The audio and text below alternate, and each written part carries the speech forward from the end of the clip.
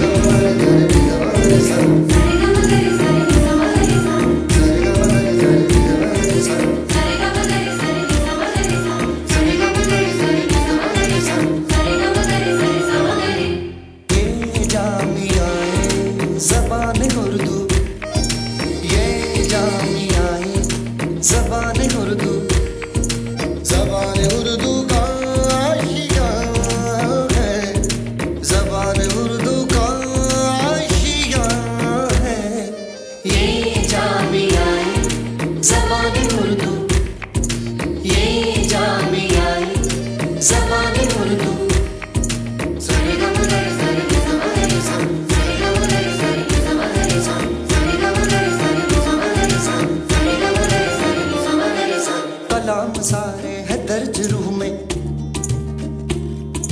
قلم سے اترا ہوا بدن ہے، یہ علم کا شہر گھر ہے میرا، میرا مدرسہ میرا وطن ہے، تعلیم کا موسم ہے، تہذیب کی فصلیں ہیں، ہم روشنی کرتے ہیں، سورج کی نسلیں ہیں،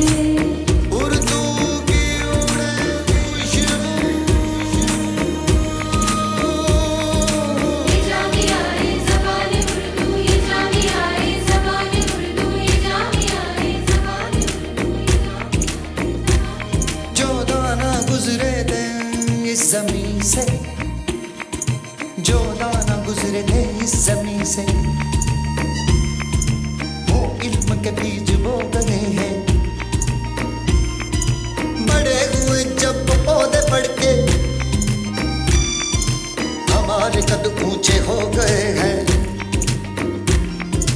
ہم چاند کی پیشانی جب چھو کے نکلتے ہیں، کائنات میں ہے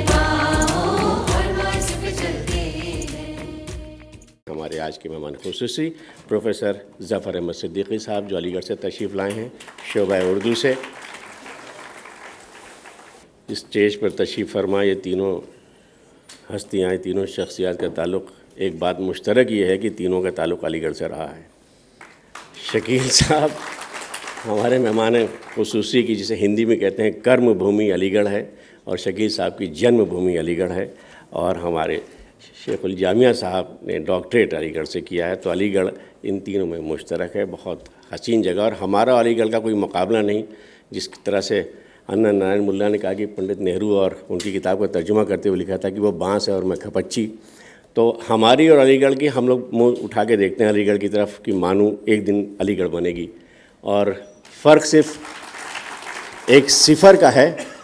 وہ صفر بھی انشاءاللہ جلد پورا ہوگا کہ ان کی تاریخ 200 سال پرانی ہے، ہماری 20 سال پرانی ہے، لیکن یہ صفر بھی آپ تمام لوگ جو یہاں موجود ہیں کل گواہ ہوں گے کہ بہت تیزی سے وہ مٹ رہا ہے۔ ہمارے شیخ الجامعہ نے جس طرح سے اس سال داخلے میں 30% زیادہ اپلیکیشنز آئی ہیں، یہ ایک بہت خوش آئند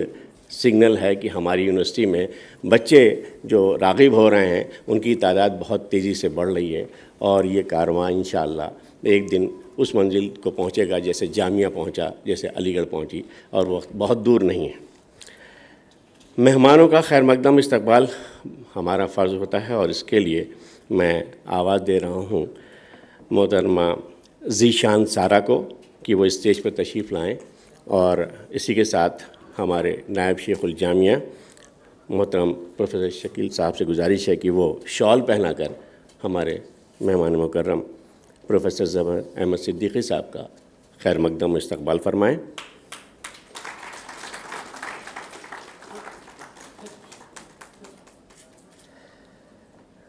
میں محترمہ ذیشان سارہ سے پھر گزارش کروں گا کہ وہ آئیں اور محترم وائس چانسلر صاحب کو نشان مانو دیں تاکہ ہمارے مہمان خصوصی خدمتوں سے پیش کر کے ان کا خیر مقدم استقبال کر سکیں۔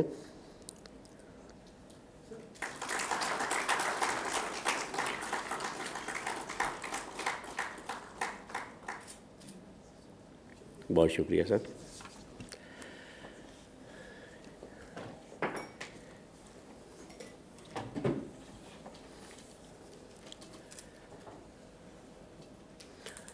حضرات، یہ تقریب یہ میرا تیسرا سال ہے جو میں اس کا شاہد ہوں۔ بہت سادگی سے، بہت اہتمام کے ساتھ، لیکن بہت سادگی کے ساتھ اس کا منایا جاتا ہے، اور اس میں اصل چیز جو ہوتی ہے وہ خطبہ ہوتا ہے، جو کہ ہم بہت مستفید ہوتے ہیں اس سے، اور احمد کمال صاحب، اس کے بعد ذلی صاحب اور اختر الباسط صاحب، اور پھر علی گڑھ سے ہمارے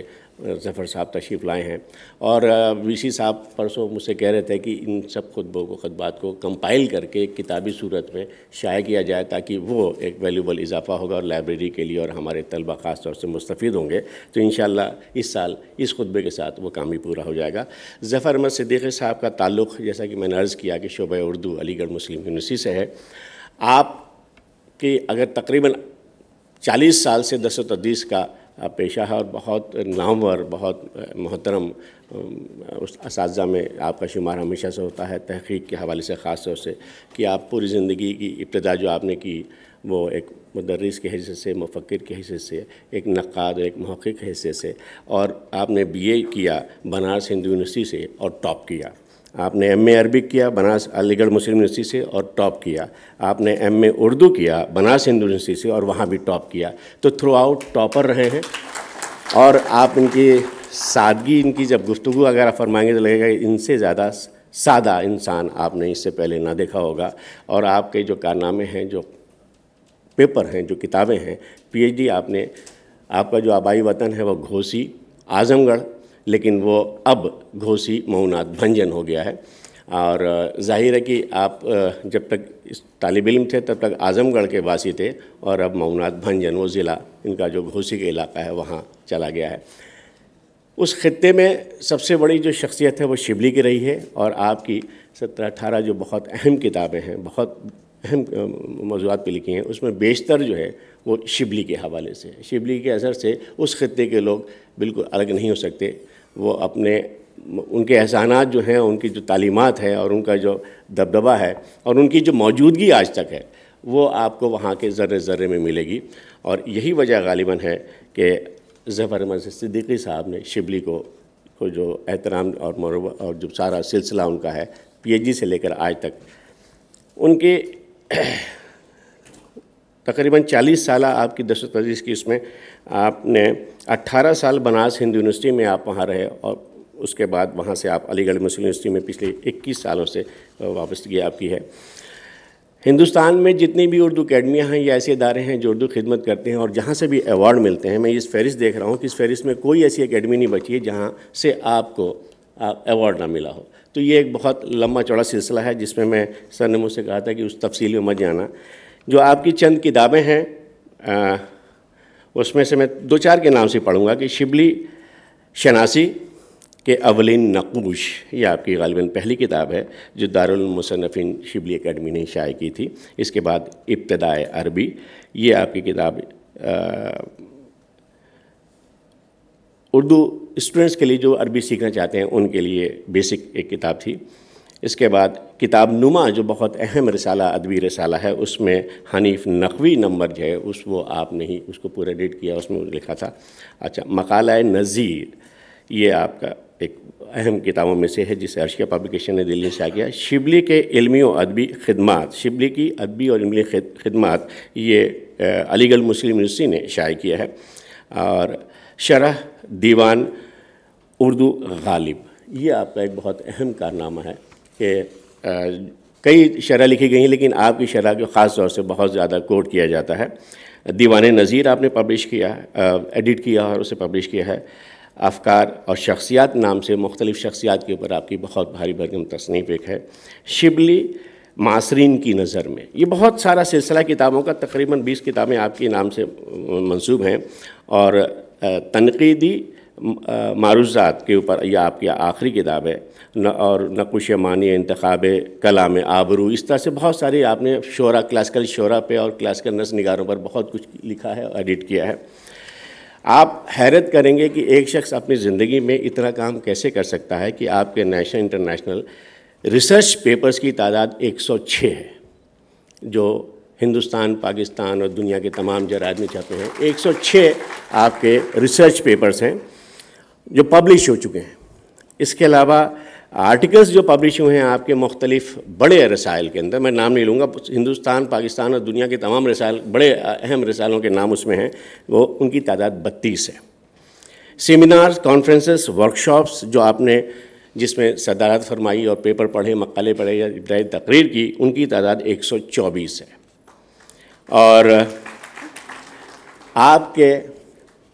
سرپرستی میں 22 ایم فل اور پی ایچ ڈی کے مقالے لکھے گئے ہیں. یہ ایسے ریکارڈ ہیں کہ اچھوں کو رشک ہوتا ہے کہ کاش اس فہرست تک ہم بھی کچھ چھو سکیں. اور یہ ظاہر ہے کہ مستقل مزاجی آپ کی ہے کہ جو آپ نے اتنا کام کیا ہے. اور میں علی گڑھ گیا تھا کچھ دن پہلے، وی سی صاحب نے مجھے بھیجا تھا کچھ ایسے لوگ جو وہاں پر عمر رسیدہ ہیں، ان سے انٹرویو کر لیا جائے. تو میں سر کے پاس بھی گیا، خدمت کی کہ میں آپ سے بات کرنا چاہتا ہوں. تو انہوں نے 1 گھنٹہ مجھے دیا اور اس میں ان کی ساری ریکارڈ ہم نے کیا ہے. ان کے بارے میں علی گڑھ میں نے جب پوچھا تو لوگوں نے کہا کہ اردو کی ہماری لائبریری میں اردو کی، خاص طور سے اردو کی کوئی ایسی کتاب نہیں ہے جو آپ کے مطالعے سے گزری نہ ہو. یہ ایک بہت ہی عجیب و غریب سی بات ہے کہ کوئی کتاب ایسی نہیں ہے لائبریری کی جو آپ کے مطالعے سے، اوڑھنا بچھونا ان کا جو ہے کتاب اور صرف کتاب ہے، اور کوئی رسالہ کسی چیز سے ایسا نہیں ہے کہ جو آپ کی نظر سے نہ گزرا ہو. اب مطلب یہ مختصر ترین ہے. میں اگر تفصیل سے جاؤں تو اتنا موٹا بایو ڈیٹا ہے کہ مطلب میں نے بہت کم ایسے بھاری بھرکم دیکھے ہیں، کیونکہ کام اتنا بھاری بھرکم ہے. ظاہر ہے کہ ہم سب لوگ بہت بے صبری سے انتظار کر رہے ہیں سر کے اس تاریخی مولانا آزاد یادگاری خطبے کو یہ سننے کے لیے. اور میں جو ان کا عنوان ہے مولانا آزاد ایک نابغہ روزگار شخصیت، اس پر ہم نے آپ سے گزارش کی تھی اور آپ وہ لکھ کر لائے ہیں. اور یہ بہت اچھا ہے کیونکہ اکثر لوگ فی البدی یا اس طرح پڑھتے ہیں، لیکن ہمارے ساتھ جو اس کے سر نے ابھی کہا تھا کہ کتابی صورت میں یا کتابچے کی صورت میں اگر آ جاتا ہے تو وہ ایک اثاثہ ہوتا ہے، ایک اس کی ایک تاریخ کا حصہ بن جاتا ہے. تو اس کے لیے ہم نے آپ سے گزارش کی تھی کہ کاش آپ اگر لکھ کر لے آئیں تو بہت اچھا ہوگا، اور سر نے ہماری یہ درخواست قبول کی ہے. تو میں بہت ہی احترام کے ساتھ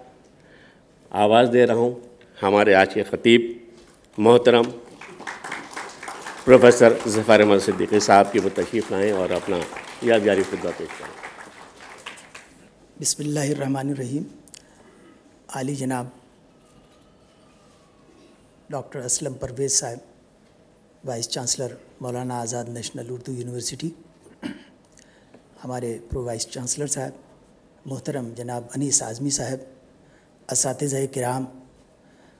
دانشوران گرامی، خواتین و حضرات، طلباء و طالبات، یہ میرے لیے بہت سعادت اور فخر کی بات ہے کہ میں مولانا ابوالکلام آزاد کے تعلق سے یہاں ایک خطبہ پیش کرنے کے لیے حاضر ہوا ہوں. یہ میرے لیے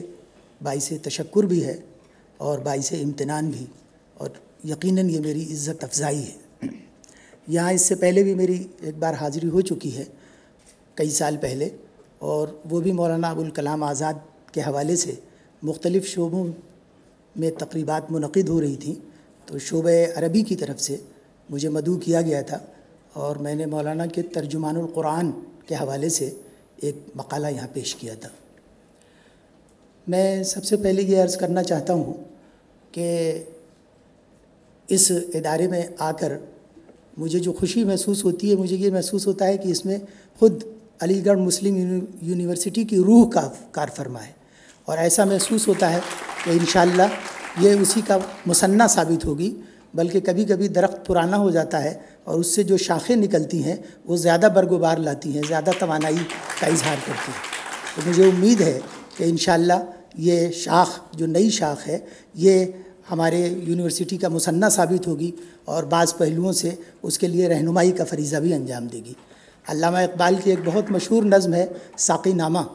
اس کے اندر انہوں نے بہت سی دعائیں کی ہیں اپنی نوجوان نسلوں کے لیے، اور اس میں ایک شعر یہ بھی ہے کہ خرد کو غلامی سے آزاد کر، جوانوں کو پیروں کا استاد کر۔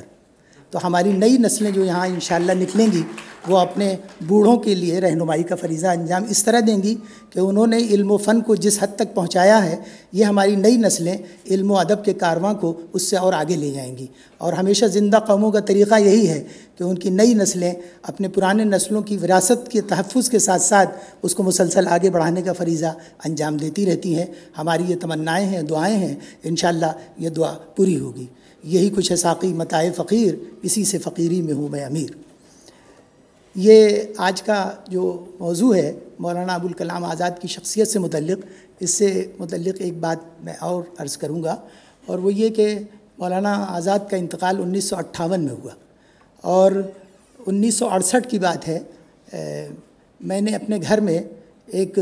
الماری کتابوں کی جو تھی اس میں ایک کتاب پائی جس کا نام غبار خاطر تھا، اور میں اس وقت تک اردو کے بعد کچھ فارسی وغیرہ پڑھ چکا تھا، تو مجھے اس کتاب میں بڑی دلچسپی محسوس ہوئی، اور غبار خاطر کے وہ خطوط میں نے تقریباً 12-14 سال کی عمر میں سب کے سب پڑھ ڈالے۔ ایسی کشش تھی، ایسی حلاوت تھی، ایسی لذت تھی، ایسی جدت تھی اس میں کہ میں اس کو بار بار پڑھتا تھا۔ پھر اس کے بعد میں عرض کروں کہ اپنے بہت بے تکلف احباب کو خط لکھنے کی کوشش کرتا تھا، تو یہ سوچتا تھا کہ مولانا آزاد کے اسلوب میں خط لکھنے کی کوشش کی جائے۔ تو یہ عرض کرنے کا منشا یہ تھا کہ مولانا آزاد کے اثرات گویا غیر شعوری طور پر ابتدائی عمر سے مرتب ہوئے۔ اسی کے ساتھ ساتھ میرے والد کو کتابوں کا شوق تھا، تو وہ ترجمان القرآن کی 2 جلدیں موجود تھیں ان کے پاس، وہ الماری کے اندر، وہ بھی میں نے جستہ جستہ دیکھی لیکن اس کو کم پڑھا۔ غبار خاطر کا اثر زیادہ ہوا۔ اس کے بعد مولانا غلام رسول مہر نے مولانا آزاد کے جو الہلال میں اور دوسری جگہوں پہ قرآن سے متعلق چھوٹے چھوٹے مضامین یا چیزیں تحریریں تھیں، ان کو یکجا کر دیا تھا باقیات ترجمان الاسلام کے نام سے، ترجمان القرآن کے نام سے۔ تو وہ تینوں چیزیں یکجا مل گئیں، ترجمان القرآن 2 جلدوں میں اور باقیات ترجمان القرآن مرتبہ مولانا غلام رسول مہر۔ تو مجھے اس کو بھی پڑھنے کا اور دیکھنے کا بالکل ابتدائی عمر میں موقع ملا۔ پھر ظاہر ہے کہ مختلف مناسبتوں سے مولانا آزاد کو، ان کی شخصیت کو، ان کی قیادت کو، ان کی سیاست کو، ان کی فراست کو پڑھنے اور اس سے متعلق تحریروں کو دیکھنے کے مواقع حاصل ہوئے۔ تو میں اسے اپنی سعادت تصور کر سکتا ہوں کہ میں آج یہاں آپ کے درمیان حاضر ہوں۔ جیسا کہ عرض کیا گیا، اس کا عنوان مولانا ابوالکلام آزاد ایک نابغہ روزگار شخصیت، یہ عنوان ہے اس خطبے کا۔ مولانا ابوالکلام آزاد کا شمار بر صغیر ہند و پاک کی عظیم ترین شخصیات میں ہوتا ہے۔ ان کے فکر و فن پر درجنوں تحقیقی مقالے لکھے جا چکے ہیں، سینکڑوں کتابیں تصنیف کی جا چکی ہیں، بے شمار رسالوں کے گوشے اور نمبر نکل چکے ہیں، اور بلا شبہ 1000 سے زائد مختلف عنوانات سے ان پر مضامین و مقالات سپرد قلم کیے جا چکے ہیں۔ یقین کے ساتھ کہا جا سکتا ہے کہ مولانا سے متعلق تحقیق و تصنیف کا یہ سلسلہ آئندہ بھی جاری رہے گا۔ یہ بذات خود ان کی غیر معمولی عظمت کی دلیل ہے، کیونکہ عام شخصیات میں یہ دمخم نہیں ہوتا کہ وہ ارباب فکر و تحقیق کی نگاہ تیزبی کے سامنے زیادہ دیر تک ٹھہر سکیں۔ معاصرین عام طور پر کسی شخصیت کے فضل و کمال کا اعتراف بہت مشکل سے کرتے ہیں، چنانچہ یہ حقیقت ہے کہ غالب کے معاصرین نے ان کا کما حقہ اعتراف نہیں کیا، یہاں تک کہ غالب کو کہنا پڑا، میں عندلیب گلشن ناآفریدہ ہوں۔ اور دوسری جگہ انہوں نے کہا قدر شیر من بگیتی باد من خواہد شدن۔ لیکن مولانا آزاد کے ان معاصرین نے جو خود کمال کی بلندیوں پہ فائز تھے ان کی جلالت شان کا اعتراف کیا ہے۔ اس سلسلے میں بعض بیانات کا پیش کرنا مناسب معلوم ہوتا ہے۔ مولانا حبیب الرحمن العازمی جو ایک بڑے محدث، فقیہ، جامع علوم و فنون اور فاضل عصر تھے، انہوں نے اپنی بیاض میں مولانا کے بارے میں لکھا ہے وہ بلا شبہ نابغہ روزگار تھے، عمدہ یادداشت سے بہرور، بڑے مفکر، مسحور کن بلاغت کے مالک اور قادر الکلام نثر نگار۔ اردو انشاء پردازی میں وہ ایک نئے طرز کے موجد ہیں۔ میں نے ان کو بارہا دیکھا ہے اور ان کی تقریریں سنی۔ مشہور انشاء پرداز اور فلسفی مولانا عبد الماجد دریابادی سے ان کی معاصرانہ چشمکیں رہی ہیں، اس کے باوجود اعتراف فضل و کمال کرتے ہوئے وہ رقم طراز ہیں۔ باضابطہ اور اصطلاحی تدریس تو مولانا کی بھی بعض اور مشاہیر ماضی و حال کی طرح کچھ ایسی زیادہ نہ تھی، لیکن نامعلوم کتنے مختلف علوم و فنون کے خزانے دماغ میں جمع ہو گئے تھے اور ہر وقت مستحضر، طب ہو کہ الہیات، فقہ ہو کہ کلام، شعر و ادب ہو یا موسیقی، تاریخ ہو کہ سیاست، جس فن سے بھی متعلق جو بھی موضوع ہو بس گفتگو چھیڑنے کی دیر تھی۔ یہ معلوم ہوتا تھا کہ سامنے کوئی معمولی واقف کار ہی نہیں، ماہر فن تقریر کر رہا ہے، اور تقریر بھی اس انداز کی دلاویز و مربوط کہ فصاحت و بلاغت بلائیں لیتی جا رہی ہے۔ مولانا سید ابو الحسن علی ندوی، جنہیں عالم اسلام کی ایک نامور شخصیت ہونے کا شرف حاصل ہے، اپنا ایک مشاہدہ تحریر فرماتے ہیں۔ مولانا ایک مرتبہ حکومت یو پی کی دعوت پر اور سمپورنانند جی کی وزارت تعلیم کے زمانے میں عربی مدارس کے نصاب کی نئی ترتیب و ترقی کی تجویز کے موقع پر تشریف لائے تھے۔ یہ فروری 1947 کی بات ہے۔ اس موقع پر انہوں نے یو پی اسمبلی کے ایک بالائی ہال میں مدارس عربیہ کے ذمہ داروں اور علماء و فضلاء کے سامنے نصاب درس کے ارتقاء اور اس کے عناصر ترکیبی پر ایک فاضلانہ تقریر فرمائی، جس سے اندازہ ہوتا تھا کہ مولانا کے سیاسی مشاغل نے ان کو علم کے اس قافلے سے بچھڑنے نہیں دیا ہے جس کے وہ اوائل عمر میں ہم سفر رہے۔ اس موقع پر مولانا حسین احمد مدنی، مولانا سید سلیمان ندوی، مولانا قاری محمد طیب اور دوسرے علماء فرنگی محلوں اساتذہ مدارس موجود تھے۔ ان میں سب کو مولانا کا احترام اور ان کے علم و فضل کا اعتراف کرتے ہوئے دیکھا۔ روزمرہ کا مشاہدہ ہے کہ انسان اپنے طبعی و خاندانی اثرات اور موروثی عقائد سے بمشکل دستبردار ہوتا ہے۔ مولانا آزاد کے والد ماجد مولانا خیر الدین مرحوم ایک شیخ طریقت تھے، ان کے سینکڑوں مریدین تھے۔ یہ سب زمانے طفولیت سے ہی مولانا کے سامنے بچھے جاتے اور فرط عقیدت سے ان کے ہاتھ پاؤں چومتے تھے۔ مولانا کی پرورش اسی ماحول میں ہوئی۔ یہ بالکل جنت ارضی کا سا سما تھا جہاں کا ذرہ ذرہ غافل و مدہوش بنا دینے کے لیے کافی تھا، لیکن مولانا مجتہدانہ دل و دماغ لے کر آئے تھے۔ وہ سرگشتہ رسوم و قیود کیوں کر ہو سکتے تھے؟ نتیجتاً وہ بہت جلد اس تنگنائے سے باہر نکل آئے اور ان کی فکر و نظر کی قوتوں نے نئے نئے میدان عمل کی تلاش شروع کر دی۔ 20-22 سال کی عمر تک پہنچتے پہنچتے انہوں نے تشکیک و ارتیاب، رندی و ہوسناکی، عشق و ناکامی عشق کی تمام منازل کی سیر کر ڈالی۔ سب سے اہم بات یہ ہے کہ جس وادی میں بھی قدم رکھا اس کی آخری حدوں کو چھو لیا۔ چنانچہ خود ہی لکھتے ہیں، جہاں کہیں رہے اور جس رنگ میں رہے، کبھی کسی دوسرے کے نقش قدم کی تلاش نہ ہوئی، اپنی راہ خود ہی نکالی اور دوسروں کے لیے اپنا نقش قدم رہنما چھوڑا۔ رندی و ہوسناکی کا عالم رہا تو اس کو بھی ناتمام نہ چھوڑا۔ عشق کی خود فراموشیاں رہیں تو وہاں بھی کسی بھی وادی اور کسی گوشے سے اپنے قدم ناآشنا نہ رہے۔ لمحوں کے اندر برسوں کے کام انجام پائے۔ نیاز فتح پوری نے اظہار تأسف کے انداز میں لکھا ہے،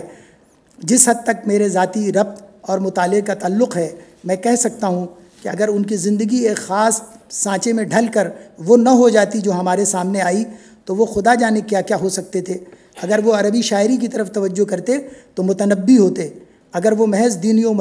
مذہبی اصلاح کو اپنا شعار بنا لیتے تو اس عہد کے ابن تیمیہ ہوتے، اگر علوم حکمیہ کے لیے اپنے آپ کو وقف کر دیتے ابن رشد اور ابن طفیل سے کم درجے کے متکلم اور فیلسوف نہ ہوتے، اگر وہ فارسی شعر و ادب کی طرف متوجہ ہوتے تو عرفی و نظیری کی صف میں انہیں جگہ ملتی، اگر وہ تصوف و اخلاق کی طرف مائل ہوتے تو غزالی و رومی سے کم نہ ہوتے، اگر وہ مسلک اعتزال اختیار کرتے تو دوسرے واصل ابن عطا ہوتے۔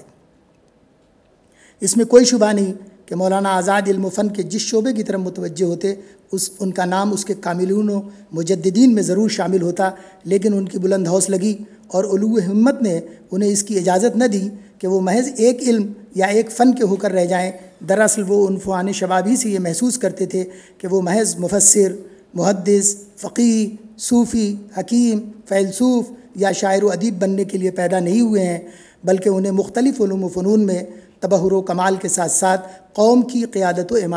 امامت کا فریضہ انجام دینا ہے۔ یہاں یہ وضاحت بھی ضروری ہے کہ ان کی نگاہ میں قیادت و امامت کا تصور کیا تھا، وہ قائد و امام میں کن صفات کو دیکھنا چاہتے تھے۔ بہتر ہوگا کہ اس کا بیان انہی کے الفاظ میں کیا جائے۔ لکھتے ہیں کہ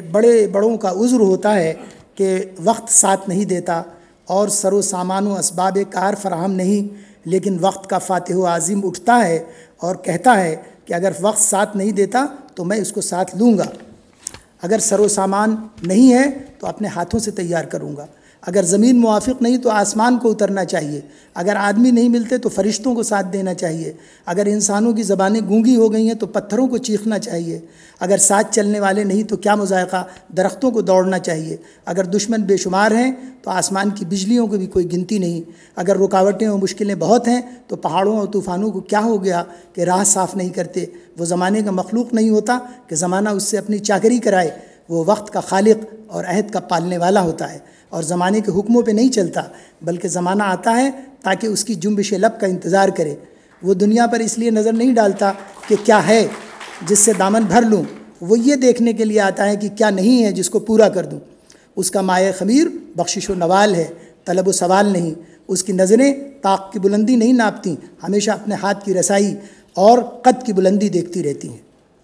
انہی بلند عزائم کی وجہ سے مولانا نے نہ کسی دارالعلوم کا رخ کیا، نہ کسی خانقاہ کی سجادہ نشینی اختیار کی، نہ کسی بیت الحکمت کو رونق بخشی، نہ بارگاہ شعر و سخن میں جبہہ سائی کی، بلکہ صحافت کی طرف متوجہ ہوئے، کیونکہ انہیں اوائل عمر ہی سے اس کی طاقت و قوت کا اندازہ ہو گیا تھا۔ چنانچہ 14 سال کی عمر کی ایک تحریر میں لکھتے ہیں کہ اخبار دراصل ایک زندہ ہادی ہے جو ہر قسم کی باتوں کی ہدایت کرتا ہے، بری باتوں سے تنفر دلاتا ہے اور عمدہ باتوں کی طرف متوجہ کرتا ہے۔ اس کے بعد 17 یا 20 سال کی عمر میں جب انہوں نے مصر، عراق، شام، ترکی اور فرانس کا سفر کیا، شیخ محمد عبدہو سے ملاقاتیں کیں اور بطور خاص یورپ کے سیاسی حلقوں پر ان کے اخبار العروۃ الوثقیٰ کے اثرات کو محسوس کیا، تو اخبار اور پریس کی اہمیت ان کی نگاہوں میں اور بڑھ گئی اور انہوں نے طے کر لیا کہ وہ اسی راہ سے ملک و قوم کی خدمت انجام دیں گے۔ چنانچہ لکھتے ہیں،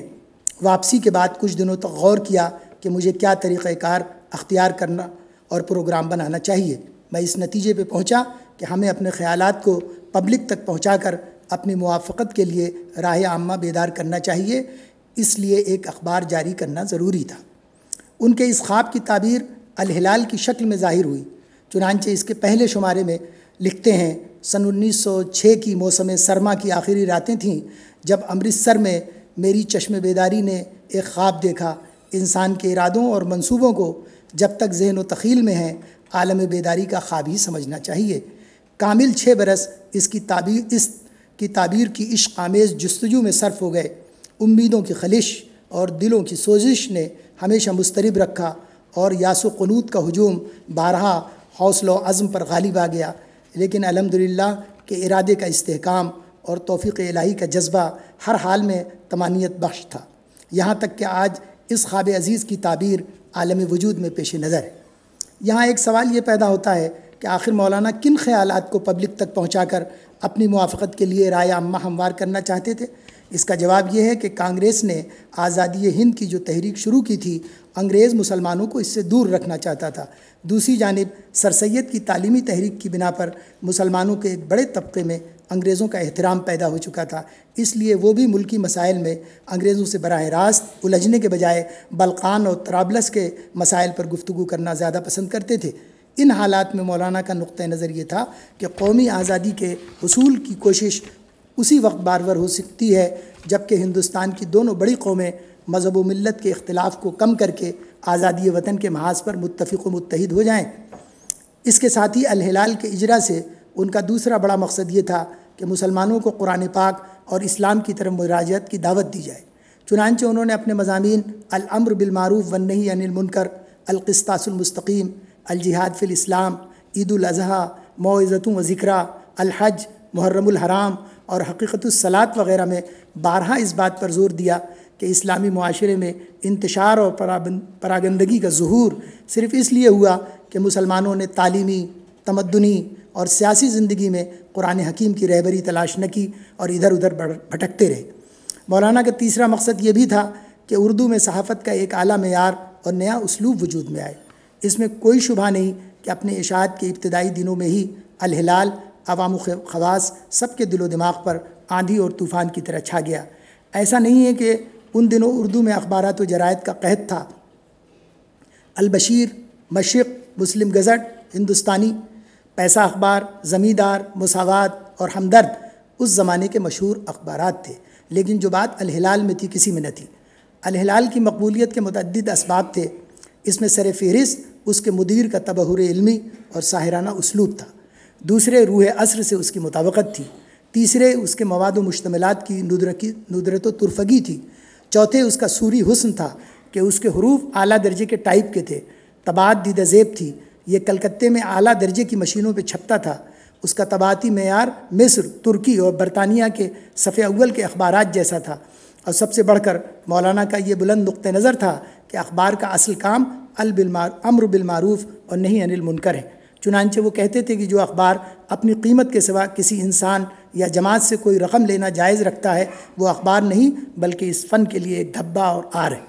یہاں یہ واقعہ قابل ذکر ہے کہ الہلال کا پہلا شمارہ دیکھ کر ایک صاحب ریاست نے مولانا کی خدمت میں ایک چیک ارسال کیا تو مولانا نے اسے قبول کرنے سے انکار کر دیا اور اپنے ادارتی نوٹ میں اپنے موقف کا اظہار اس پیرائے میں کیا: ہم خاک نشینان بوریائے مذلت، مسند نشینان بذل و جاہ کے عطا کے مستحق نہیں۔ ہم اس بازار میں سودائے نفع کے لیے نہیں بلکہ نفرت و دشنام کے طلبگار ہیں، عیش کے پھول نہیں بلکہ خلش و اضطراب کے کانٹے ڈھونڈتے ہیں، دنیا کے زر و سیم کو قربان کرنے کے لیے نہیں بلکہ خود اپنے تئیں قربان کرنے آئے ہیں۔ یہ کہنا غلط نہ ہوگا کہ مولانا اپنے مقصد میں پوری طرح کامیاب رہے، چنانچہ انہوں نے خود لکھا ہے کہ الہلال نے 3 سال کے اندر مسلمانان ہند کی مذہبی اور سیاسی حالت میں بالکل نئی حرکت پیدا کر دی۔ الہلال کے طرز فکر اور دعوت کو عام کرنے میں سب سے مؤثر کردار مولانا کے اسلوب تحریر نے ادا کیا، جس کے وہ خود ہی موجد تھے اور خاتم بھی خود ہی تھے۔ اس میں تڑپ اور للکار بھی ہے اور شگفتگی اور رنگینی بھی۔ مولانا قرآنی آیات کو سیاق کلام میں اس طرح پیوست کرتے ہیں کہ قرآنی بلاغت کا اثر ان کی عبارتوں میں بھی آ جاتا ہے اور قاری کا دل ایمانی حرارت اور ملی حمیت سے لبریز ہو جاتا ہے۔ ایک مختصر سا اقتباس ملاحظہ ہو: مسلمانوں کے لیے تمام عالم اسلام میں صرف ایک ہی ہاتھ ہے جو رہنما ہو سکتا ہے، ایک ہی چشم نگراں ہے جو لغزشوں سے بچا سکتی ہے، یہ وہی ہے جو کبھی کوہ سینہ پر تجلی حق بن کر چمکی، کبھی فاران پر ابر رحمت بن کر نمودار ہوئی، کبھی غار ثور میں لا تحزن ان اللہ معنا کی صدا تھی، کبھی بدر کے کنارے ان ینصرک اللہ فلا غالب لکم کے پیغام میں تھی، کبھی احد کے دامن میں وکان حقا علینا نصر المؤمنین کی بشارت تھی، اور آج ایک لٹے ہوئے کارواں، ایک برباد شدہ قافلے اور ایک برہم شدہ انجمن کے لیے امید کا آخری سہارا اور زندگی کی آخری روشنی ہے۔ الہلال 9 اکتوبر 1913۔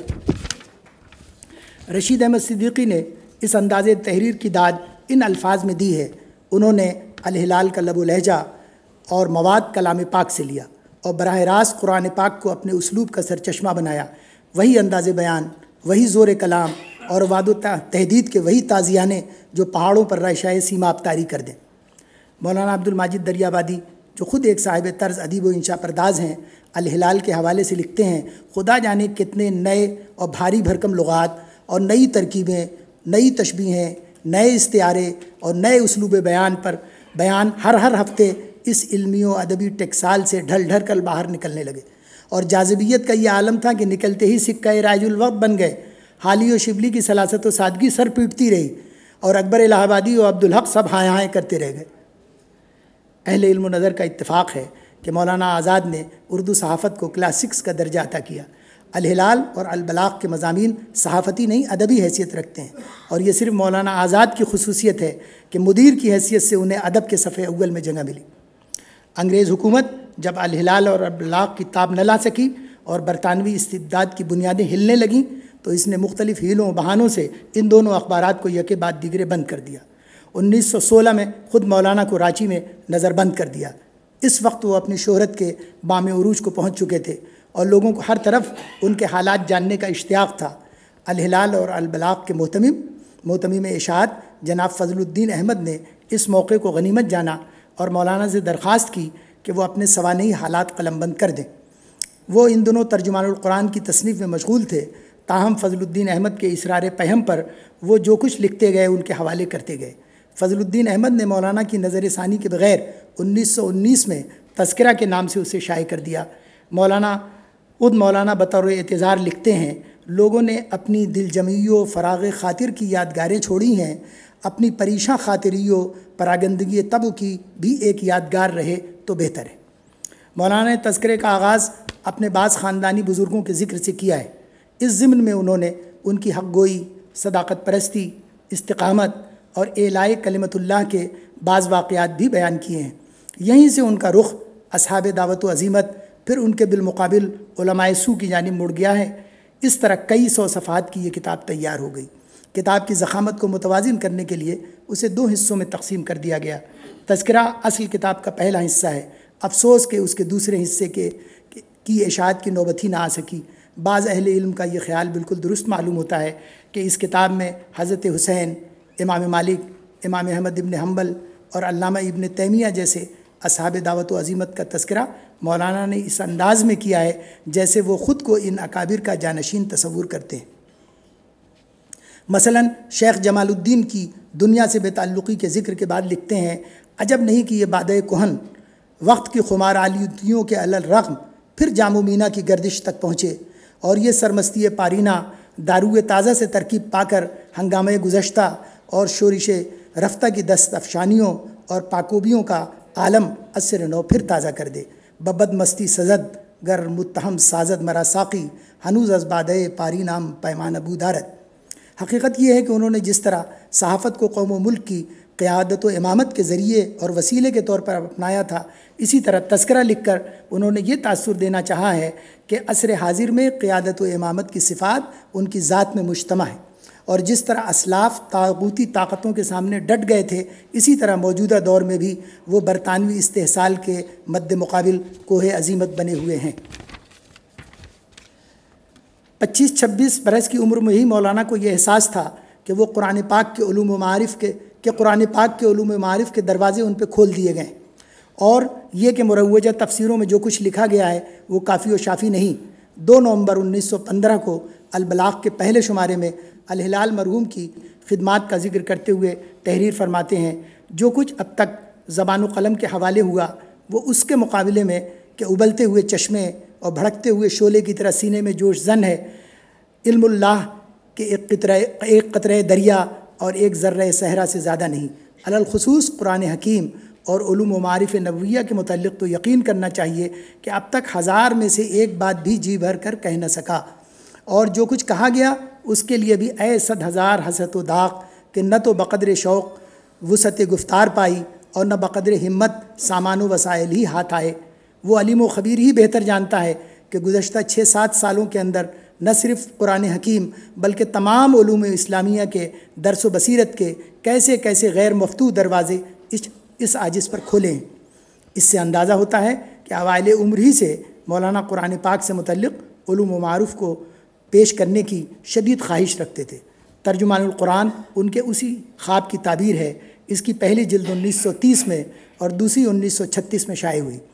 ترجمان القرآن سے متعلق سب سے اہم و قابل ذکر بات یہ ہے کہ اس کا انداز بیان اور داخلی فضا عام طور پر مروج و متداول تفسیروں سے یکسر جدا اور مختلف ہے۔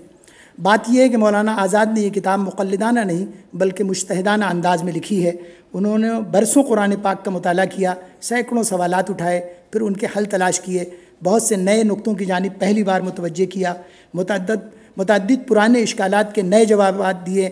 اکثر ان مقامات پر رک گئے جہاں دوسرے مفسرین سرسری گزر گئے، اور جہاں قدیم مفسرین لمبی لمبی بحثیں کرتے ہیں وہ اپنی بات 2-4 جملوں میں کہہ کر آگے بڑھ گئے۔ اس لیے بحیثیت مجموعی ترجمان القرآن اردو عربی کی دوسری تفسیروں سے الگ معلوم ہوتی ہے۔ آئندہ صفحات میں اس سلسلے کی بعض تفصیلات پیش کی جاتی ہیں۔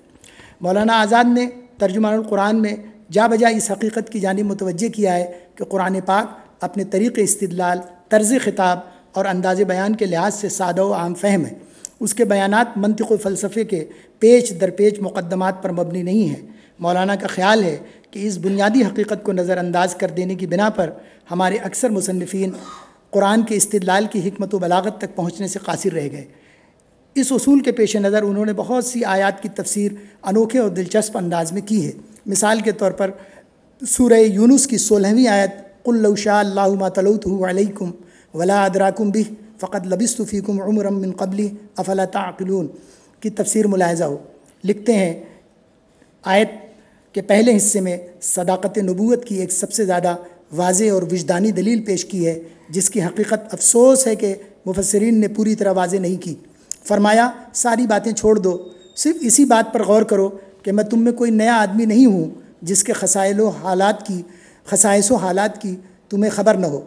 تم ہی میں سے ہوں، اور اعلان وحی سے پہلے ایک پوری عمر تم میں بسر کر چکا ہوں، یعنی 40 برس کہ عمر انسانی کی پختگی کی کامل مدت ہے۔ اس تمام مدت میں میری زندگی تمہاری آنکھوں کے سامنے رہی، بتلاؤ اس تمام عرصے میں کوئی ایک بات بھی تم نے سچائی اور امانت کے خلاف مجھ میں دیکھی؟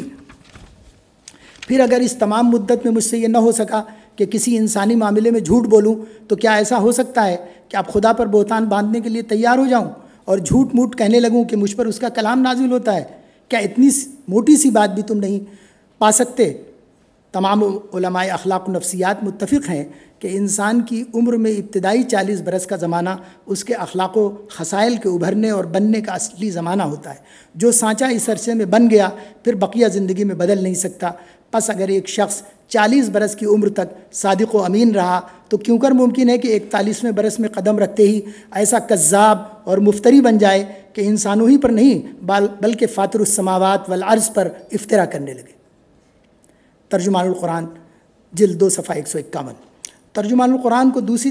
تفاسیر کے درمیان اس پہلو سے بھی امتیاز حاصل ہے کہ اس کی تصنیف میں مولانا آزاد نے اپنے عہد کے علوم جدیدہ اور تحقیقات تازہ سے بھی بھرپور استفادہ کیا ہے، مثلاً اخلاقیات، نفسیات، جغرافیہ، تاریخ اور علم الآثار وغیرہ۔ چنانچہ انہوں نے آثار قدیمہ کی جدید تحقیقات کے حوالے سے اصحاب کہف کے شہر اور علاقے کا تعین کیا ہے۔ اسی طرح کتب تاریخ اور مذہبی صحائف کی مدد سے انہوں نے حضرت یوسف کے وطن کنعان اور وہاں کی قبائلی زندگی کی مؤثر انداز میں تصویر کشی کی ہے۔ شخصیات قرآنی سے متعلق مولانا کا ایک اہم کارنامہ یہ ہے کہ انہوں نے تاریخ، جغرافیہ اور علم الآثار کی مدد سے پہلی بار سورہ کہف میں مذکور ذوالقرنین کا صحیح مصداق پیش کیا ہے۔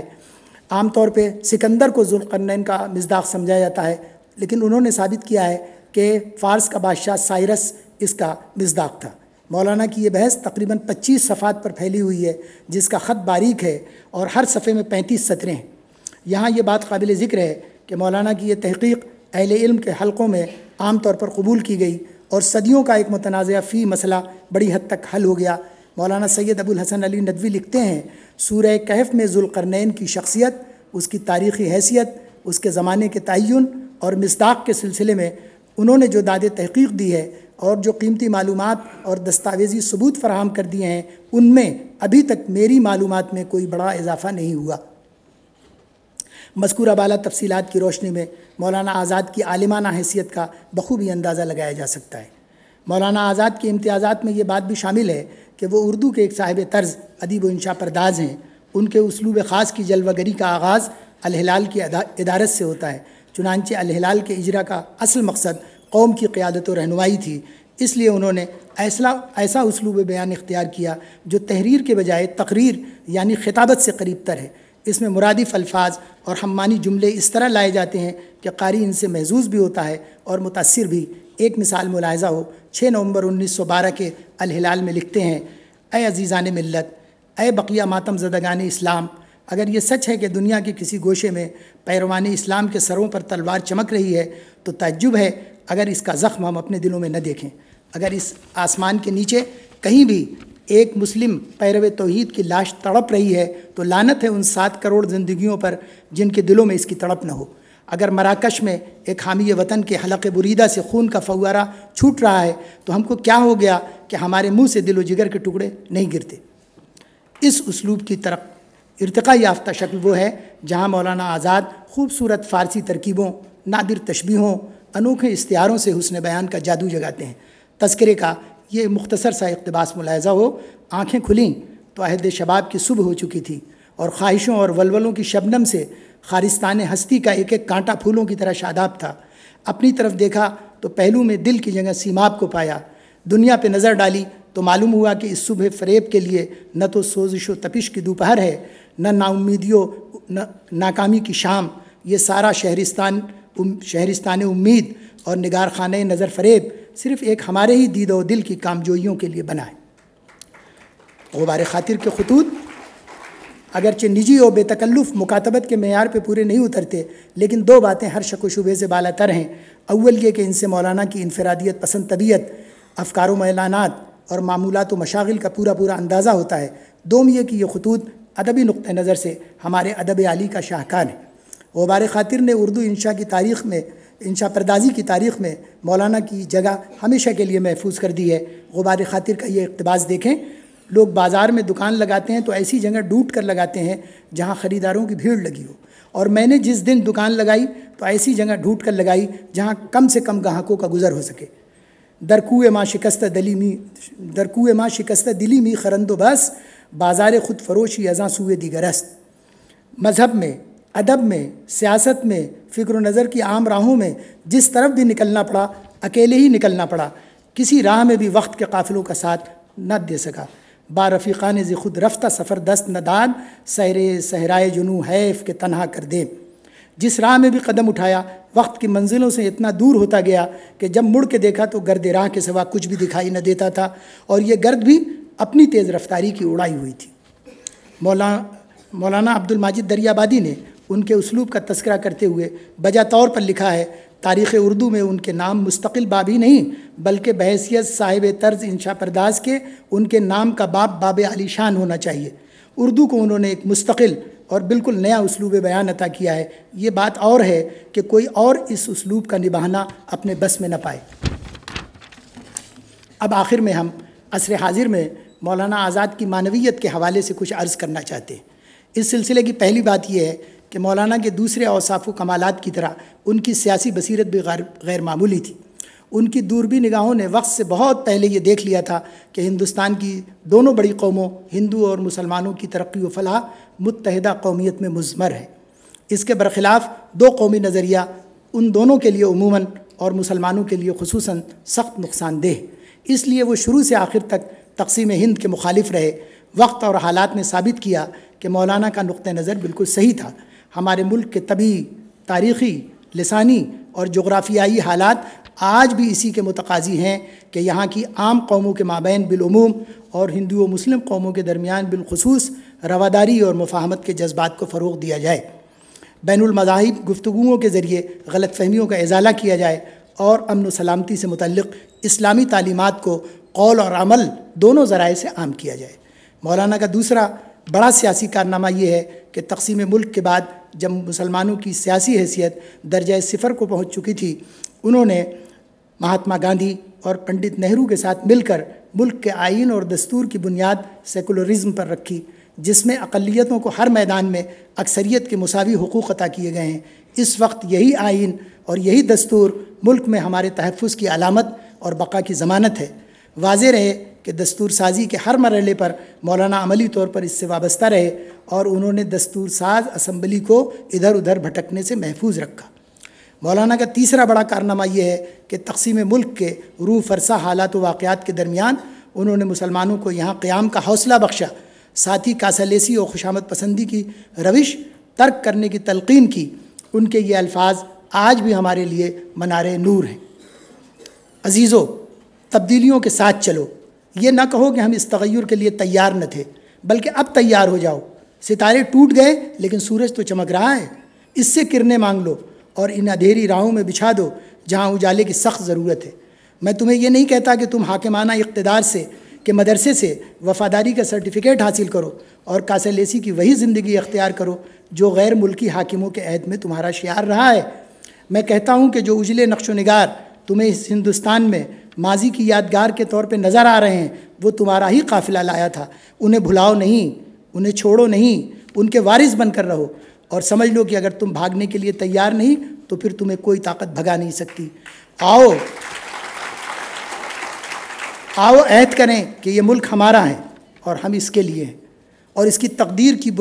کے بنیادی فیصلے ہماری آواز کے بغیر ادھورے رہیں گے۔ عزیزو، میرے پاس تمہارے لیے کوئی نیا نسخہ نہیں ہے، 1400 برس پہلے کا پرانا نسخہ ہے، وہ نسخہ جسے کائنات انسانی کا سب سے بڑا محسن صلی اللہ علیہ وسلم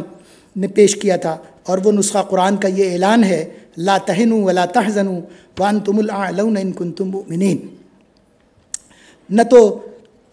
جو ہے کم دلی اختیار کرو، نہ غمزدہ ہو، تم ہی سب سے بڑھ کر ہو، بشرطے کہ تم ایمان کے اوپر قائم ہو جاؤ۔ مولانا آزاد کی شخصیت اور کردار کے حوالے سے ان کی خودداری، دنیاوی حرص و ہوس سے بے نیازی اور جبر و استدلال کے مد مقابل سینہ سپر ہو جانے کی روش بھی آب زر سے لکھے جانے کے لائق ہے۔ ان کے یہ تمام اوصاف آج بھی ہمارے لیے نشان راہ ہیں۔ میر تقی میر کا یہ شعر ان پر پوری طرح صادق آتا ہے، مت سہل ہمیں سمجھو پہنچے تھے بہم تب ہم، برسوں تنے گردوں نے جب خاک کو چھانا تھا۔ شکریہ۔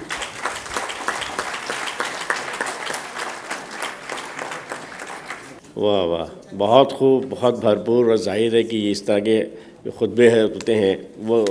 آپ بھی اس میں تاریخ کا حصہ ہوتے ہیں کہ آپ شاہد رہیں کہ اتنا اہم خطبہ، اتنا بھرپور خطبہ۔ مولانا آزاد پہ میرے خیال سے جتنا لکھا گیا ہے، شبلی اور آزاد اور غالب اور اقبال پہ،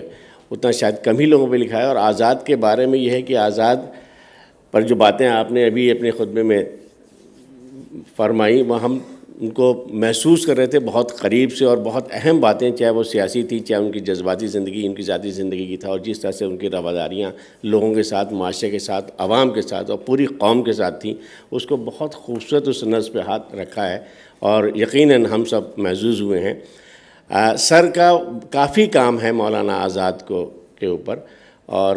8 سال پہلے عربی ڈپارٹمنٹ نے آپ کو زحمت دی تھی اور دعوت دی تھی اور آپ آئے تھے۔ اس کے علاوہ اردو اکیڈمی میں بھی میں نے ملازمت کی ہے، تو وہاں بھی آپ کا ایک بہت بڑا خطبہ تھا، وہ الگ پہلو پہ آزاد کے تھا، اور آزاد پہ بہت سارے مضامین بھی آپ کے ہیں۔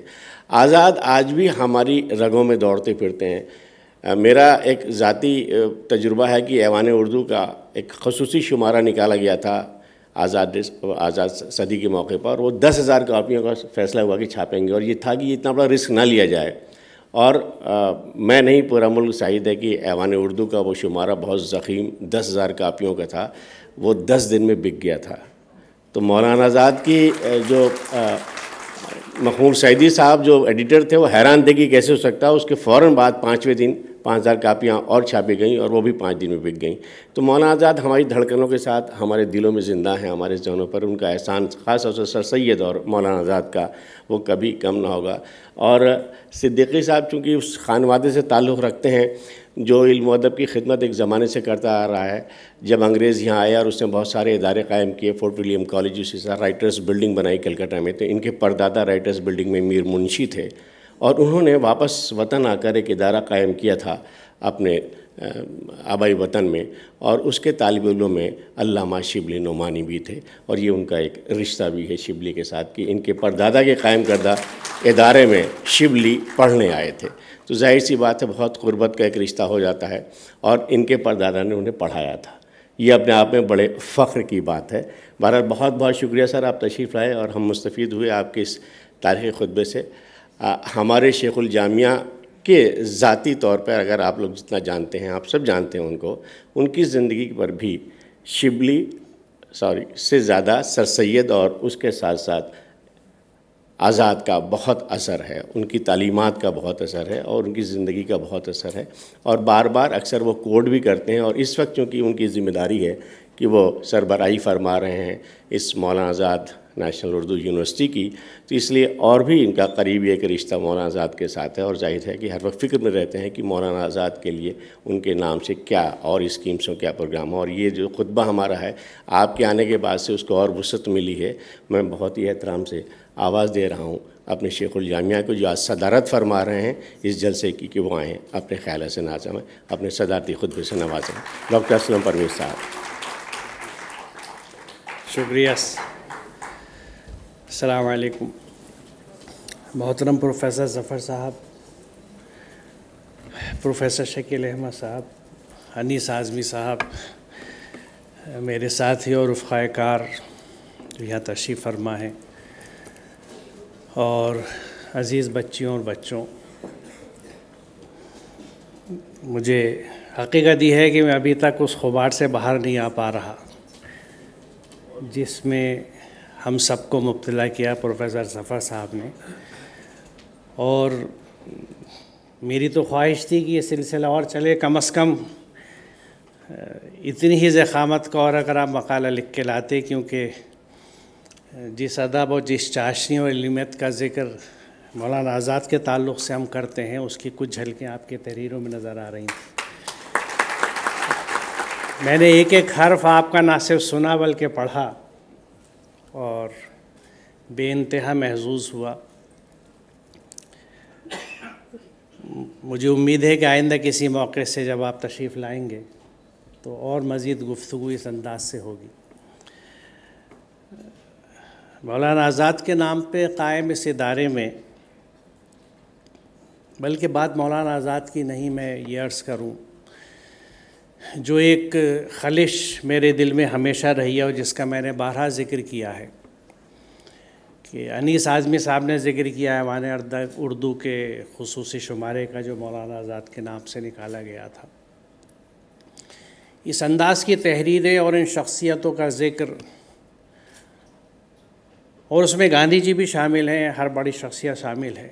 ان کے بارے میں بہت کچھ لکھا جاتا ہے، ان کو ہم ماضی کا ایک سرمایہ سمجھتے ہیں، ایک ورثہ سمجھتے ہیں،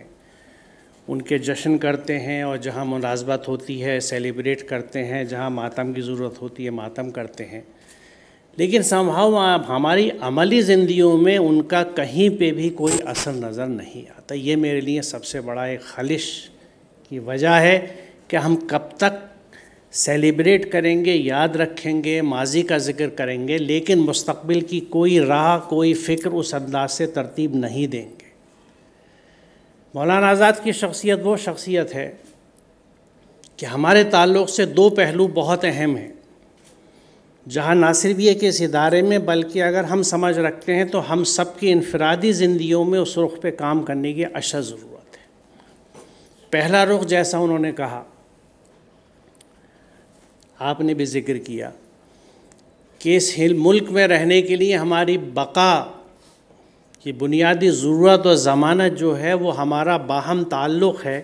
ان تمام برادران وطن کے ساتھ، ان لوگوں کے ساتھ جن کے ساتھ ہم یہاں رہتے ہیں۔ یہاں جیسے اس احقر نے اس سے پہلے بھی عرض کیا ہے، اور یہ چونکہ مجھے اچھا لگتا ہے میں بار بار اس کو دہرانا پسند کرتا ہوں، کیونکہ کبھی کبھی کچھ چیز، اور یہ بھی مجھے قرآن سکھاتا ہے کہ تصریف آیات کا جو حکمت ہے اللہ تعالیٰ کی کہ چیزوں کو بار بار دہرایا جاتا ہے ان کو ہر پیرائے میں سمجھانے کے لیے، کہ یہ ملک ہمارا، اس میں کوئی شک نہیں۔ ہم اکثر یہ نعرہ لگاتے ہیں بہت اونرشپ کے ساتھ، لیکن اس میں اس جملے کا اضافہ بہت ضروری ہے کہ یہ ملک ہمارا ہے اور اس میں رہنے والے بھی ہمارے ہیں۔ ہم نے ملک کو اپنایا ہے، لیکن مجھے اس بات کو کہنے میں کوئی عار نہیں ہے کہ یہاں کے رہنے والوں کو ہم نے پوری طرح سے نہیں اپنایا ہے، بہت ساری وجوہات رہی۔ آپ یقیناً یہ کہہ سکتے ہیں کہ صاحب ہم نے تو بہت کوشش کری اپنانے کی لیکن ہمیں نہیں اپنایا گیا، تو اس صورتحال میں بھی ہمیں انہیں چھوڑنا نہیں ہوگا، کیونکہ ہمارا کام تو اپنانا ہی ہے۔ اس واقعے کا ذکر کتنے انداز سے ہوا ہے کہ ایک بزرگ تھے جو پانی سے بچھو کو نکالنے کی کوشش کر رہے تھے، اور وہ اس کو پانی سے نکالتے تھے، وہ اس کو ڈنک مار دیتا تھا۔ تو کسی نے قریب سے جو کھڑا دیکھ رہا تھا یہ منظر،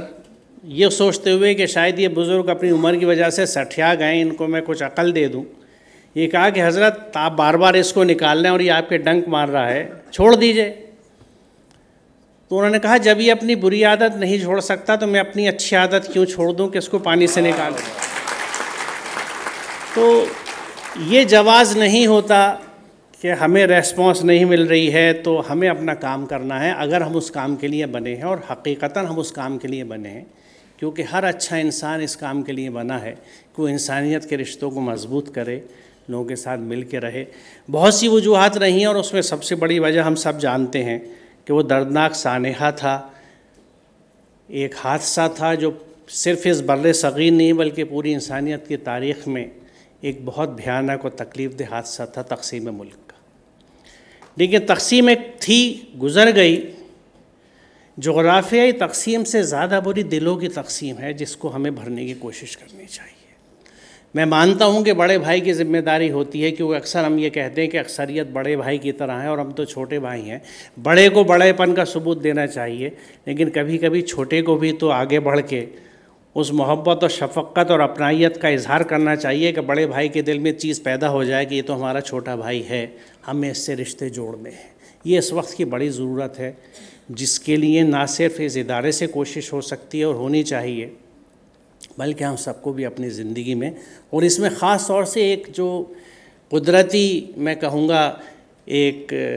ہمارے پاس ذریعہ ہے، اور وہ ہے اردو زبان کا، کیونکہ اردو زبان محبت کی زبان ہے، لہٰذا اس محبت کی زبان سے محبتیں قائم کرنے کی کوششیں منظم طریقے سے، باضابطہ طریقے سے، یہ حقیقت ہے۔ میں آپ سے عرض کروں کہ جس وقت میں اس ادارے میں آیا تھا تو میرے ذہن میں اس ادارے سے تعلق جو کچھ خاکے تھے، ان میں خاکہ یہ تھا، اور وہ بھی میں عرض کر دوں کہ اس پہ میں ابھی تک کچھ کر نہیں سکا، اور غالباً شاید کچھ کر بھی نہ پاؤں، اور ایک حسرت ہی لے کے چلا جاؤں کہ یہاں یہ چیز نہ ہو سکی کہ یہاں پہ ایک میں بین مذاہب کوئی مرکز، کوئی سینٹر جس میں انٹر ریلیجس ڈائلاگ اور کانفلکٹ ریزولوشن اور پیس اسٹڈیز کا کوئی ادارہ اس انداز کا میرے ذہن میں تھا کہ یہاں پہ یہ قائم کیا جائے، کیونکہ مولانا آزاد اور اردو یونیورسٹی کے لیے میں یہ سمجھتا تھا کہ بڑا ضروری ہے کہ یہاں اس طرح کا کوئی انٹر ڈسپلنری سینٹر وجود میں آئے جہاں اس طرح کی چیز کی جا سکے، لیکن یہاں کے حالات اور بہت سی مجبوریاں جو یعنی فنڈنگ اور بہت سے مسائل جو ہوتے ہیں، جس میں کچھ اندرونی بھی ہیں کچھ خارجی بھی ہیں، ان کی وجہ سے مجھے مشکل لگتا ہے کہ کچھ اس انداز کی چیز ہو، لیکن یہ وقت کی بڑی ضرورت تھی کہ اس انداز کی کوئی چیز قائم ہو اور اس رخ پہ، اس نہج پہ کام کیا جائے۔ دوسری چیز جو میں سمجھتا ہوں بڑی ضروری ہے ہم سب کے لیے، وہ یہ ہے کہ میں ایک سائنس کا طالب علم ہونے کے ناطے ایک چیز کے حوالے سے بات کروں گا کہ جب ہم ارتقاء یا ایوولوشن پڑھتے ہیں تو اس میں ہم دیکھتے ہیں کہ کچھ اس طرح کی انواع ہیں جو ایک سلسلہ وار گزرتی چلی جاتی ہیں، جو ہمیں نظر آتا ہے۔ مثال طور پہ ہم اگر مینڈک کو دیکھتے ہیں، بلکہ مچھلی کو دیکھتے ہیں تو وہ بالکل پانی میں رہتی ہے، مینڈک اور اس کے قبیلے کو دیکھتے ہیں تو وہ کچھ پانی میں کچھ خشکی میں رہتا ہے، گویا تھوڑا سا پانی سے باہر آیا ہے۔ اس کے بعد پھر ہم سانپوں کے خاندان کو دیکھتے ہیں کہ وہ بالکل ان سے نکل کے خالصتاً خشکی کی طرف آ گئیں، یعنی ایک سیدھی سی لائن ہے جو چلتی چلی جا رہی ہے ارتقاء کی، لیکن کچھ لائن ایسی ہوتی ہیں جو چلتی ہیں لیکن اس کے بعد وہ رک جاتی ہیں۔ کلام پاک کو لے کے سمجھنے کے لیے بھی میں اس چیز کو اسی سے جوڑتا ہوں کہ کچھ مفسرین نے ایک رخ اپنایا، لیکن وہ بھی ایک ڈیڈ لائن کی طرح آ کے رک گیا، اور اس میں خاص ذکر میں کرنا چاہوں گا ابوالکلام آزاد صاحب کا، کہ انہوں نے قرآن کی تفسیر ترجمہ القرآن میں جس طرح سے عصری علوم کی مدد سے قرآن کو سمجھنے اور ان سے جوڑ کے لے کے چلنے کی بات چلی تھی، اس طرح کی کوششیں مختلف جگہوں پہ ہوئی۔ سعید الزمان نورسی نے کری ترکی میں، وہاں رک گئی۔ سر سید نے اپنے طور پہ کری، وہ رک گئی۔ مولانا آزاد نے کری، وہ رک گئی۔ ہماری اکثریت انہی لائنوں پہ لے کے چلتی ہے قرآن فہمی اور تفسیر کو، کہ جو کہ ایک گروپ اکابرین کا اور بڑوں کا لے کے چلتا آ رہا ہے، جس میں عصری علوم، عصری معنویت اور عقل و فہم کی گنجائش برائے نام ہے۔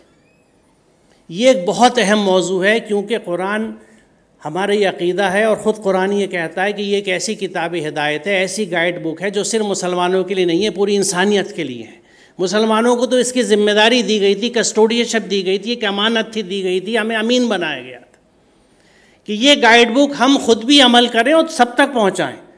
اور کوئی اچھا ماڈل ہوتا ہے تو اس کو کسی کے پہنچانے کی ضرورت نہیں۔ مثال کے طور پہ آپ میں سے بہت کم لوگ ہوں گے جنہوں نے کسی پبلسٹی کی وجہ سے کوئی گیجٹ خریدا ہوگا، اس کے استعمال کی وجہ سے ہم لیتے ہیں کہ بھئی یہ چیز اچھی لگ رہی ہے، یہ چیز اچھی ہے، سے اپنا لو۔ ہم لوگوں کے کہنے سے یا کسی کے پش کرنے سے کسی چیز کو نہیں خریدتے، ہم اس کی افادیت کی وجہ سے خریدتے ہیں۔ تو اگر کوئی ایسا ماڈل ہوتا ہے جس میں انسانی چیز اچھی شکل میں نظر آتے ہیں کہ یہ ایک ایسا ماڈل ہے جو ایک ایسے انسان کو پیدا کرتا ہے، پہلی بات تو یہ کہ جو کبھی اپنے لیے نہیں سوچتا، ہمیشہ دوسروں کے لیے سوچتا ہے۔ اب یہ چیزیں بڑی خیالی لگتی ہیں، انبلیویبل لگتی ہیں کہ از اٹ پاسبل، لیکن یہ ہوا ہے اور آج بھی ہو سکتا ہے کہ اگر آپ اس طرح سے زندگی گزارنے کے لیے تیار ہو کہ ایک آدمی ہے جو ہمیشہ دوسروں کے لیے سوچتا ہے، اپنے لیے نہیں سوچتا، ہمیشہ دوسرے کی مدد کے لیے تیار ہے، اچھے اخلاق کا ہے، اچھے کردار کا ہے، امانت دار ہے، اس کے پاس آپ کچھ بھی رکھ جائیے وہ چیز آپ کو اسی طرح واپس ملتی ہے، صحیح فیصلے کرتا ہے، ایمانداری سے کام کرتا ہے، انصاف کی بات کرتا ہے، جانبداری کی بات نہیں کرتا، مال سے محبت نہیں رکھتا، بیٹے کی شادی میں جہیز نہیں لیتا، بچی کی شادی میں جہیز نہیں دیتا، متاثر نہیں ہوتی، یہ چیزیں وہ ہیں جو آج ایک خیالی لگتی ہیں، لیکن یہ کردار اصولاً ہر مسلمان کا ہونا چاہیے تھا۔ آج مسلمان کا کردار سمٹ کے ان ظاہری اشکال اور ارکان میں آ گیا ہے کہ ایک ظاہری شکل جس کو ہم اسلامی شکل کہتے ہیں وہ موجود ہے کہ نہیں ہے، کہ اگر مرد ہے تو داڑھی ہے کہ ٹوپی ہے کہ نہیں ہے، عورت ہے تو برقعے میں ہے کہ نہیں ہے، نماز پڑھ رہا ہے کہ نہیں پڑھ رہا، روزے رکھ رہا ہے کہ نہیں رکھنا، یہاں کے اسلام کی کہانی ختم ہو جاتی ہے۔ یہ تمام وہ چیزیں ہیں جو شخصی طور پہ تو ارتقاء آپ کو دیتی ہوں گی لیکن سماجی طور سے کچھ نہیں دیتی۔ سماج کے تعلق سے، اخلاق کے تعلق سے جو رخ تھا قرآن کا وہ ہمارے یہاں مفقود ہو گیا ہے۔ یہ آج کا ایک بہت بڑا مسئلہ ہے، ایک چیلنج ہے جس پہ ہم سب کو بھی غور کرنا چاہیے اور اس طرف توجہ دینے کی بڑی ضرورت ہے۔ تو یہ جو ایک قرآن پہ ایک فکر ہے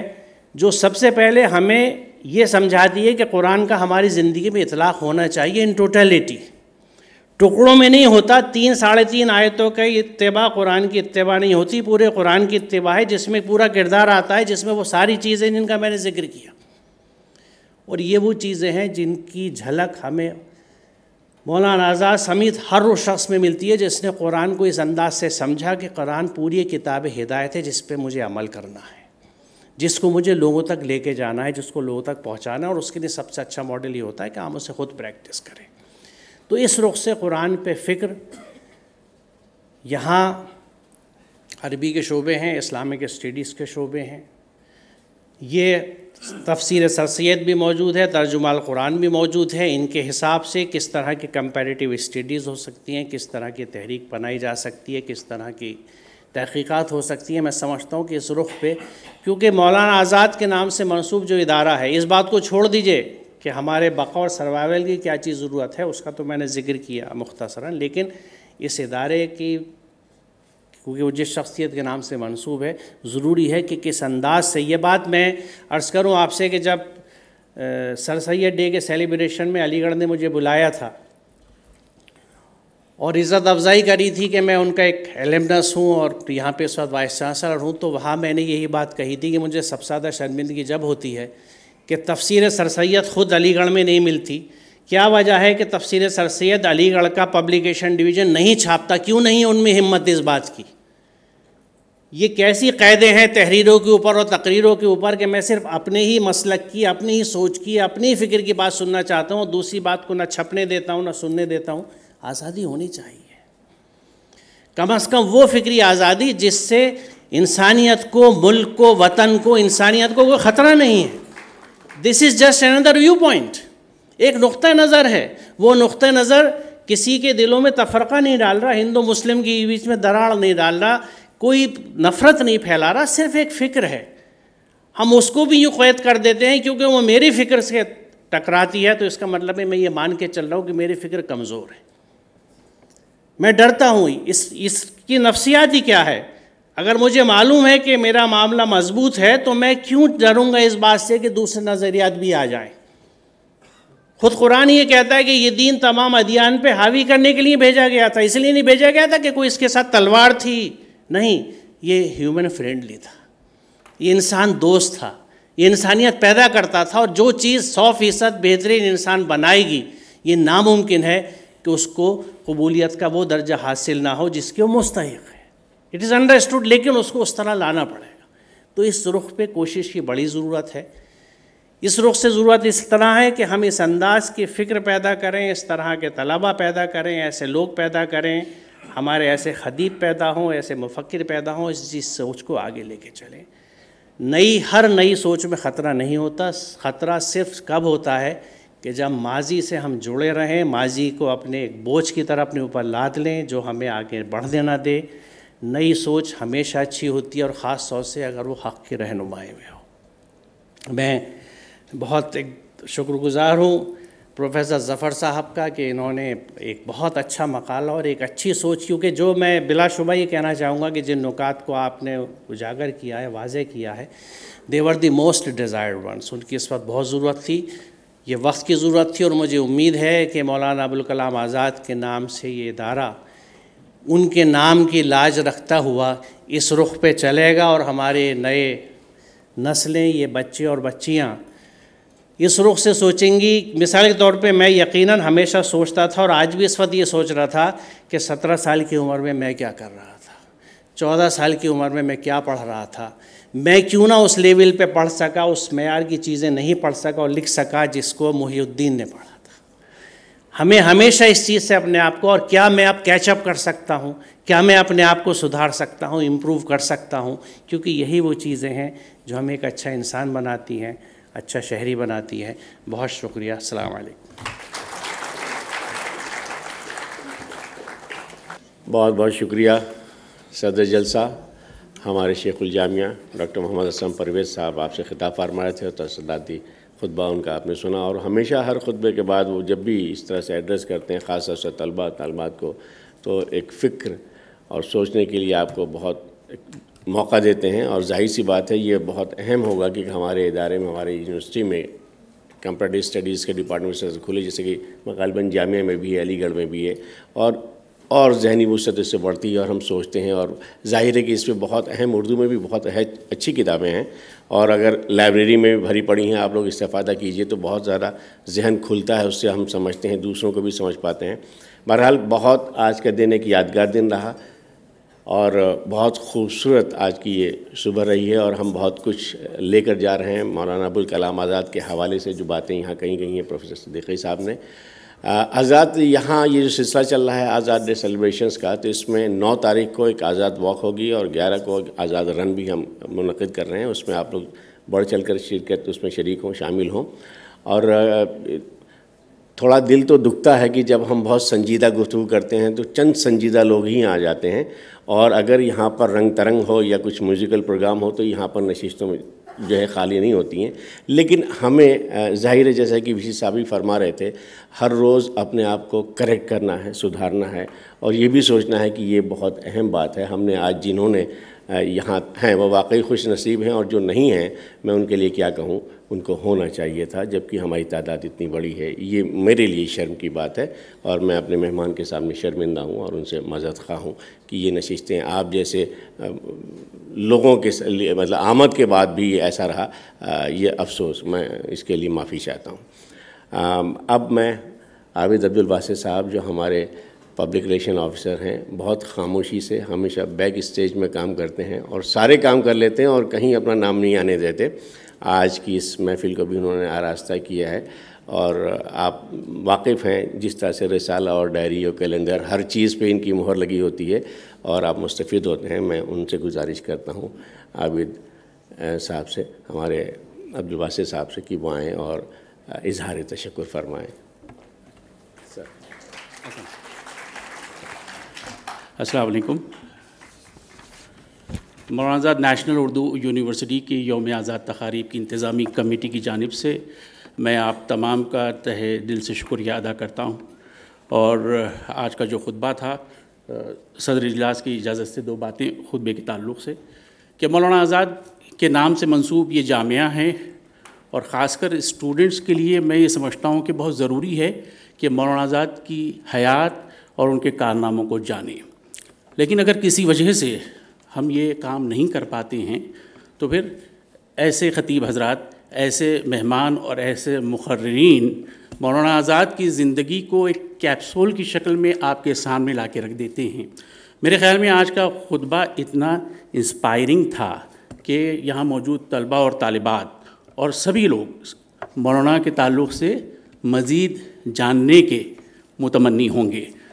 اس قدر خوبصورت انداز میں پروفیسر ظفر احمد صدیقی صاحب نے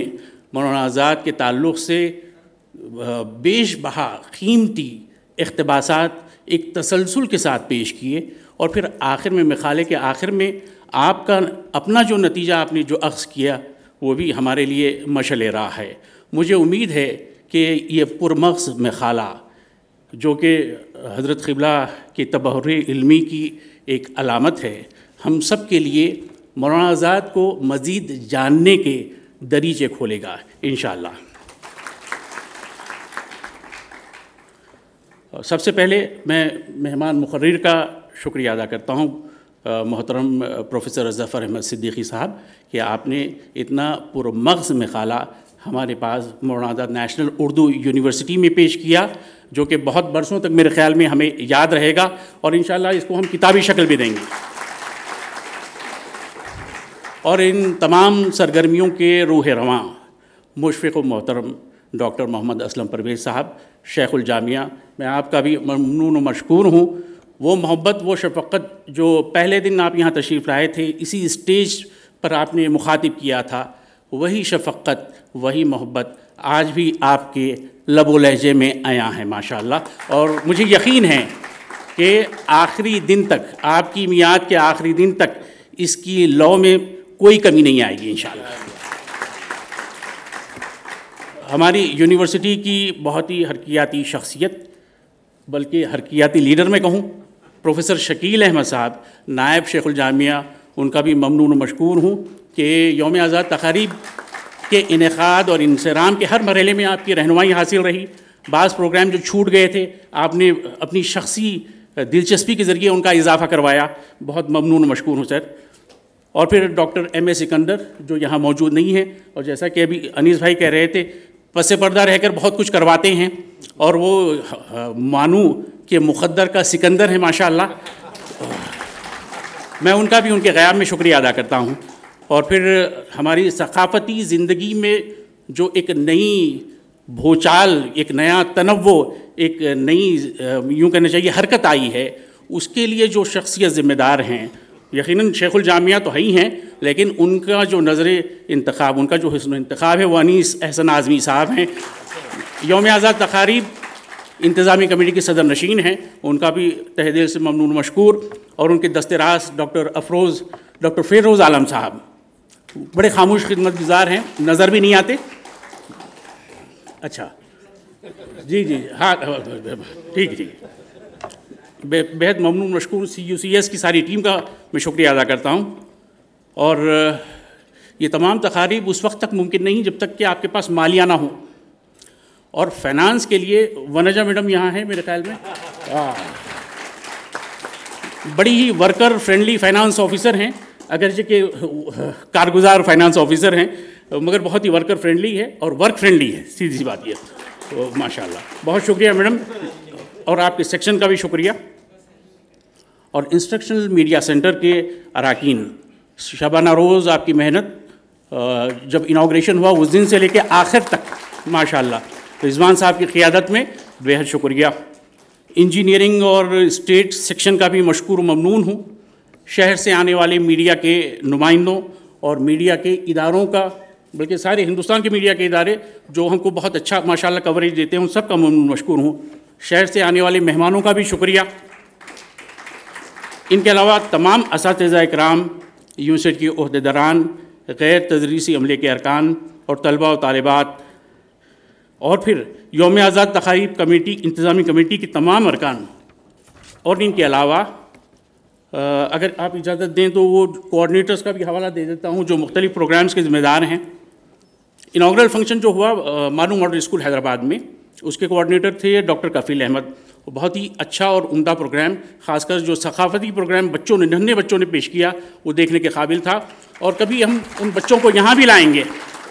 لائیں گے تاکہ آپ سب اس سے محظوظ ہو سکیں۔ کفیل احمد صاحب کا شکریہ۔ بیت بازی کے کوآرڈینیٹر محمد امتیاز عالم کا شکریہ۔ فوٹو ایگزیبیشن، مولانا آزاد پر فوٹو ایگزیبیشن ہوئی، اس کے کوآرڈینیٹر ڈاکٹر محمد فریاد، اور تحریری مقابلے کے کوآرڈینیٹر مصباح الانظر، آپ سب کا شکریہ۔ بلڈ ڈونیشن کیمپ میں کوآرڈینیٹر ہیں ڈاکٹر محمد فریاد، وہ بھی پرسوں ہوا ہے، آپ کا بھی شکریہ۔ کوئز مقابلے کے کوآرڈینیٹر ڈاکٹر محمد افروز عالم، آپ کا بھی شکریہ۔ اور پھر آج جو لیکچر ہوا ہے اس کے لیے تو میں پہلے شکریہ ادا کر چکا ہوں، پھر ایک بار پروفیسر صاحب کا شکریہ ادا کرتا ہوں تہہ دل سے۔ آزاد واک ہونے والی ہے کل سے پہلے 4 بجے، اور پھر آزاد رن ہوگا 11 تاریخ کو 11 بجے اتوار کو، نوٹ کر لیں خاص کر اسٹوڈنٹس۔ اس کے کوآرڈینیٹر، دونوں کے کوآرڈینیٹر ڈاکٹر محمد فریاد ہیں، اور فریاد صاحب کی خصوصیت یہ ہے کہ کم بجٹ میں بڑے بڑے کام کرتے ہیں ماشاءاللہ۔ اور ایک ڈرامہ ہونے والا ہے امنگ، اور اس کے ساتھ یہ رنگ ترنگ پروگرام بھی ہے، یہ اسٹوڈنٹس کا کلچرل پروگرام ہے۔ ان دونوں کے کوآرڈینیٹر ہیں معراج احمد، بڑے ہی خاموش خدمت گزار ہیں معراج احمد صاحب۔ معراج صاحب کا بھی شکریہ۔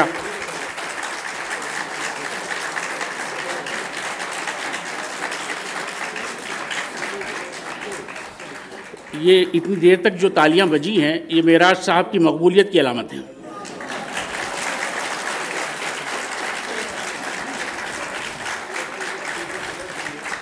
آپ سب کا شکریہ، خاص کر اسٹوڈنٹس کا شکریہ، کیونکہ یونیورسٹی کی کوئی بھی ایکٹیویٹی آپ کے بغیر کامیاب نہیں ہو سکتی۔ آپ کا ڈسپلن، آپ کی محبت ہماری کامیابی کی ضمانت ہے۔ بہت شکریہ۔ بہت شکریہ واسع بھائی۔ حضرات، اب چونکہ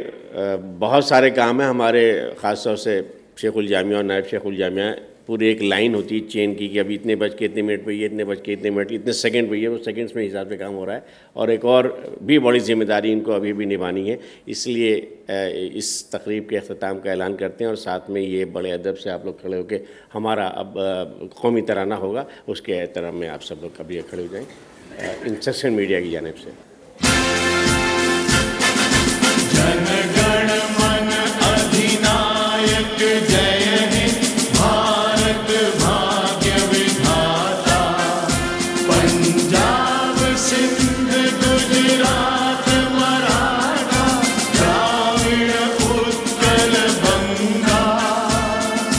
Vindhya